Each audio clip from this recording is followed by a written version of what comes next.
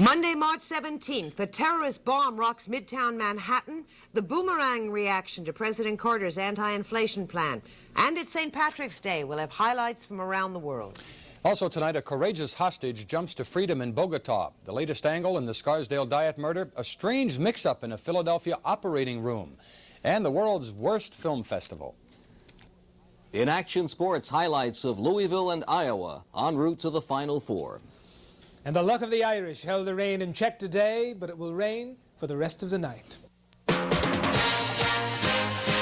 This is the Emmy Award winner, the 7:30 Action News, voted New York's outstanding news program with Pat Harper, Steve Bosh, Jerry Girard, Roberto, Tirado, and the Action News team.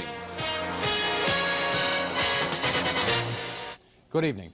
A powerful bomb rocked a 58-story office building on Fifth Avenue, sending spears of glass crashing to the ground. That blast happened as people began assembling to catch a glimpse of the St. Patrick's Day parade. Christy Farah now reports this was another in a series of terrorist bombings apparently unleashed by Croatian nationals. Last December, Croatian nationalists claimed responsibility for blowing a Yugoslavian travel agency to bits. They left a note saying if there wasn't more publicity on their demands, there would be more violence. They apparently kept their promise, claiming this bombing of a Yugoslavian branch bank office on the 30th floor of a busy, crowded office building. Hans Engel was working in an office just 20 feet from the blast. All the ceilings came down, the walls all caved in. It's all wide open now. The windows all blew out, you know. It was a tremendous bomb. It was like a sonic boom. The floor was shaking, the walls were shaking. It didn't sound like a window. The whole building was shaking. As about a half a dozen windows shattered 30 stories below on 42nd Street, people were positioning themselves for the St. Patrick's Day parade. Luckily, with all the glass that came down, no one was injured. Although one woman, 7 months pregnant, did have to be treated for shock. Hundreds of other workers poured out of the building as it closed for an hour while the bomb squad searched for other devices that may have been left behind. Police say the bomb was placed in the stairwell just beside the bank's entrance and was a high-order explosive. If anybody was standing near it when it exploded, they probably would have been seriously injured. Later today, the FBI released a letter that it translated and sent to all news organizations. In the letter, the Croatian separatists claimed the responsibility for the blast, and they also made demands, one including that the United States stop all financial aid to Yugoslavia. Another demand was that all contents of this letter be released by tonight, or else 2 other bombs would go off in New York City. In Manhattan, Christy Farah, Channel 11 Action News. Today was the first business day after President Carter's announcement of his new anti-inflation plan. Among the hardest hit if the program is approved are the nation's cities. They stand to lose millions in federal revenue sharing monies. Today, Mr. Carter defended his anti-inflation measures before a gathering of mayors in Washington. What I've advocated is strong medicine. It's bitter medicine. It will mean our first real belt tightening since World War II, when we were fighting together against fascism. We're fighting today against an invisible enemy, but it is a very dangerous enemy, and we are in for a long fight. There are no magic solutions, and anyone who tells you differently is either wrong or dishonest. But there's still a chance of a federal tax cut. Mr. Carter says he'll make that decision once it's certain the 1981 budget will be balanced. And Pat, while the president was touting his economic policies, a key senator on Capitol Hill was on the attack. Senate Banking Committee Chairman William Proxmire called Mr. Carter's package timid, hesitant, and really inadequate. Proxmire says federal spending should be cut by about $30 billion to guarantee a balanced budget. Mr. Carter called for a $14 billion cut. Wall Street reacted very badly to the president's anti-inflation battle plans. Bill Littauer has the sad details. Bill? Pat, Wall Street apparently has given the Carter plan a dramatic vote of no confidence. Investors staged the worst selling rout in 5 months. At first, it appeared that Europeans and Middle Eastern investors were more impressed with the proposed budget cuts and tighter money policy. The dollar rose sharply on foreign money markets, and gold slumped sharply, down to $475 in London, and down even more to $469 in New York. But that's not the whole story. Analysts tell me they were selling gold and buying dollars largely because investors can now get such high rates of interest here. And that may be good for Europeans, but not so good for us. It's going to be very hard to get consumer credit in the next 3 to 5 months. Very difficult to get a new line of credit. You may see some lines of consumer credit will be canceled. And you may see interest rates going up for consumers. And if it's going to be tough for consumers to get credit, business faces the same problem. Stock prices slumped. The Dow Industrial's off more than 23 points, falling below the psychologically important 800 level to their lowest point since December 1978. I think the market is telling us that the Carter measures don't promise any immediate relief. Things are not better on Monday than they were last Friday. Widely seen as a step in the right direction, but any good results that might come from it would be a long time in coming. And for the immediate future, Wall Street sees a prime rate of about 20%, with inflation running at 18% or more for the next several months. Steve? Still ahead of the news tonight, a hair-raising escape by a captive at the embassy in Colombia. Clues to what caused that plane crash in Poland, and marchers step up smartly up Fifth Avenue and around the world for St. Patrick's Day. A string of gun battles between troops and leftists have left at least 41 people dead in El Salvador. There are also reports there may be many more casualties from those battles. Reporters were not allowed onto a university campus where troops fought with militants for hours early today. A daring escape and a medical trauma. The Uruguayan ambassador leaped to freedom from the besieged Dominican embassy in Colombia this morning, shouting, "Don't shoot, don't shoot." Fernando Gomez raced to the arms of the army while dodging a shot fired by a nervous soldier. Gomez suffered minor injuries. Hours later, the Venezuelan ambassador had what his captive said was a massive heart attack, but he's reportedly in good condition. Iran's President Bani Sadr has announced a reorganization of his country's poorly disciplined armed forces. He is apparently trying to reassert his power, perhaps because his opponents seem to be leading in the parliamentary elections. The Iranian president says some of those results may be thrown out because of cheating, and this could delay the formation of the new parliament and in turn further delay the release of the American hostages now in their 135th day of captivity. For the first time in more than 30 years, the State Department has given U.S. companies permission to sell some military equipment to China. Among the items that can be sold are the giant C-130 cargo jets.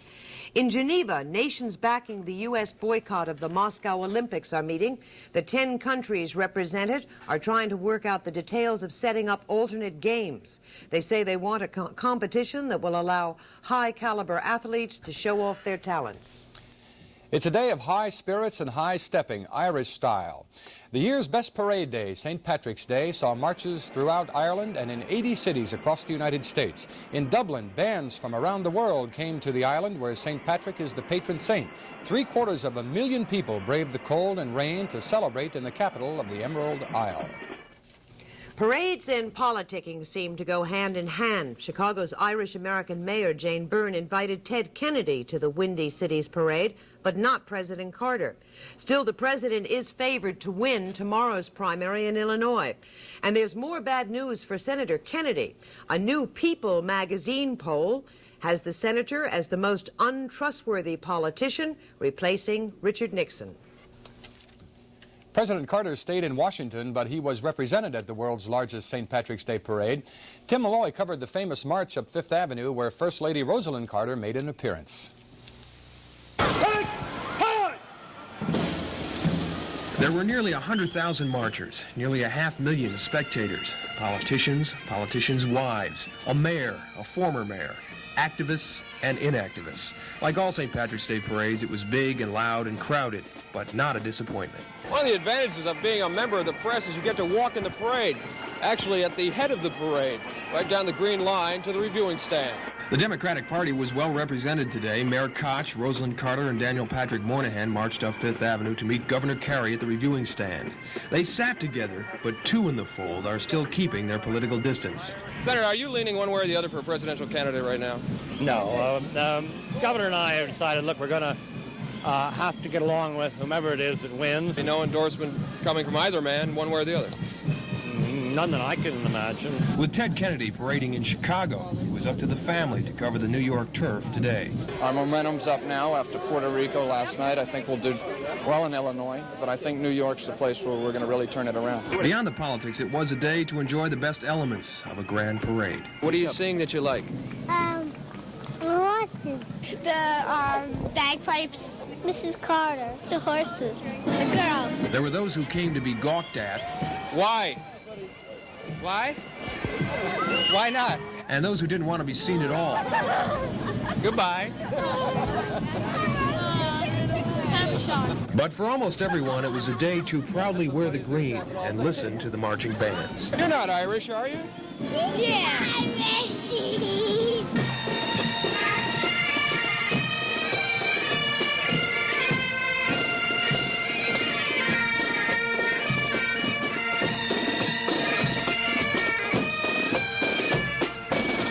And now for a little bad news. There were dozens of arrests along the parade route today, but that's to be expected on St. Patrick's Day. The worst incident involved a bottle-throwing spree near the public library on 42nd Street. There were no reports of serious injuries, and on the whole, the police described the huge crowd as orderly. Pat. Thank you, Tim. Coming up on Action News, a talk with the defense lawyer in the Scarsdale diet doctor murder case. And we have a list of some of the worst movies ever made and the unusual eruption of a volcano in Iceland. Seconds before that plane crashed in Poland last Friday, the pilot realized the possibility of a safe landing was remote. He radioed that he had only a 1 in 100 chance of bringing that plane down safely. Investigators are piecing together the final moments before that crash that killed 87 people, including 22 members of a U.S. boxing team. Those investigators say the landing gear failed, and mechanics trying to fix it may have caused an engine to also fail. Mrs. Jean Harris, accused of killing Scarsdale diet doctor Herman Tarnauer, underwent another round of psychiatric examinations today. Jeff Kamen has more on that story. The love triangle murder case in which the headmistress of an exclusive Virginia girls' school is accused in the shooting death of the Scarsdale diet doctor goes to the Westchester grand jury Friday. Today, the attorney for accused murderer Jean Harris was studying New York state and federal law protecting the attorney-client privilege. Lawyer Joel Martin Arno's research is pointed at blocking a prosecution subpoena demanding her last letter to the doctor, which was mailed just prior to the shooting but was never delivered. It is believed that the letter dramatically portrays her deeply troubled emotional state, which is the centerpiece of the defense strategy. There was not and never would be any evidence of intent in this case, and I believe that's true. Intent to kill the doctor? Intent to kill or harm the doctor. What about intent to kill herself?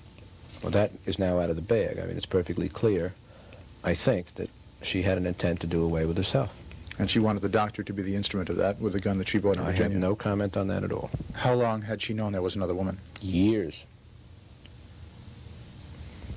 Well, what made it break? A lot of other events. A great many things, Jeff, that will be brought out with time and over a long period of time at the trial. One defense theory about the events which led to Dr. Tarnauer's death has Mrs. Harris drawing the gun from her handbag, pointing it at her own head, the doctor attempting to disarm her, the gun going off repeatedly during the struggle, killing the doctor. Her defense attorney is using 7 private detectives to gather information for the case. He has received many letters from her friends around the world volunteering to help pay what will undoubtedly be a very big legal bill. Steve? Thank you, Jeff. In sports, the NCAA championships are down to 4 teams, and 3 were long shots. Oh, what Here's Jerry. Steve, had you been in Vegas when this tournament began and placed a big bet on UCLA to be in the Final Four, you would be wealthy tonight, Steve. No more headlines, no more promos. Think of it. And UCLA is there, and what great basketball from them and everybody else over the weekend. LSU against Louisville was anybody's game until Darrell Griffith took over. He watched most of the first half because of fouls, but at the start of the second half, boom, an explosion. First, Griffith hits a jump shot from the circle. Then he hits another one with 2 guys on him, pumping in the air. Then he gets a big rebound here, pitches it out quickly for a fast break to Smith. Louisville began to tear it open. Then he hangs underneath with a twisting layup for 2 more, and then finishes the whole act with a fine pass to Berkman underneath. What a ball player. Meanwhile, for Iowa, the turning point came when they were 12 down in the second half. Eric Floyd was killing their zone with jumpers, so they went back to man-to-man, and the coach told Ronnie Lester to start attacking, and that's when they turned it around. Lester hits a jump shot here with a soft touch. Then he penetrates toward the middle and dishes off to Hansen, the open man. He hits from the side, and then it became a shootout. With man-to-man, Boyle was able to have an interception here turn into 2 points. They're up by 2, but Duran comes back with a jumper. It's tied. Then Brookins comes back. They go up by 2. Then Georgetown ties it again with Duran's jump shot. And then another jump shot by Boyle. They're ahead by 2. Shelton scores. He ties it again. 13 seconds to go in the game. Boyle into the corner to Waite. Game tied. Game goes to Iowa. 3-point play. NIT semifinals at Madison Square Garden tonight. It's Minnesota against Illinois. Game already underway. 14-13 Illinois halfway through the first half. The second game, Nevada-Las Vegas against Virginia, will be taped and shown here on Channel 11 at 11:30 tonight. Exhibition baseball this afternoon. Expos beat the Mets 6-5. In Maine, the heavyweight championship of skiing has been decided, and here is the champ.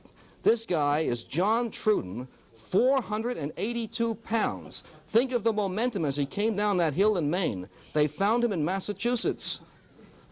Guy said he went right through a car wash. Meanwhile, at the Big A this afternoon, Daily Double, H&M, $157. Consolation HJ, $15.20 for those who can't afford it. Triple GFC, $271.60. Newsman won the feature at 9-2. That's it in sports. Here's Pat. Thank you, Jerry. A massive volcanic eruption shook the frozen landscape of northern Iceland today, sending smoke and ash 4 miles into the sky. Authorities say no communities in the area are in danger. Pilots flying over the region reported seeing fountains of fire beneath the smoke and fiery lava flows cutting through canyons of deep snow.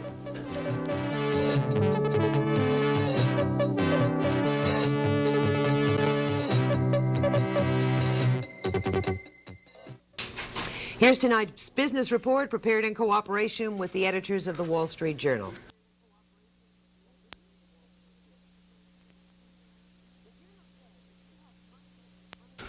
The Journal says if you have money in a money market fund, not to worry. Despite the Fed's action Friday, you're doing the right thing by leaving your money where it is. In fact, your old money is likely to fetch even more than the 13% it has in the past few months, thanks to rising interest rates in general.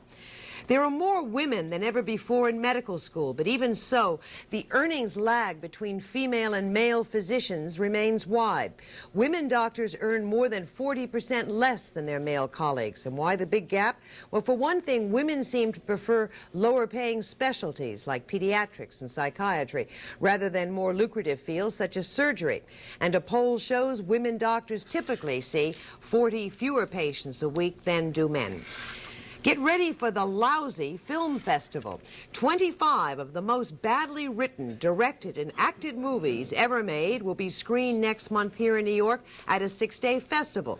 You'll be able to see such grade B turkeys as The Attack of the Killer Tomatoes and The Terror of Tiny Town. That's a 1938 musical western with an old midget cast.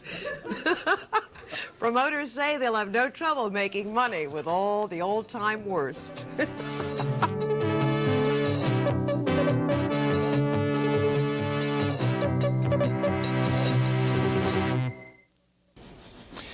How did a double case of mistaken identity occur in the operating room of Philadelphia's Graduate Hospital?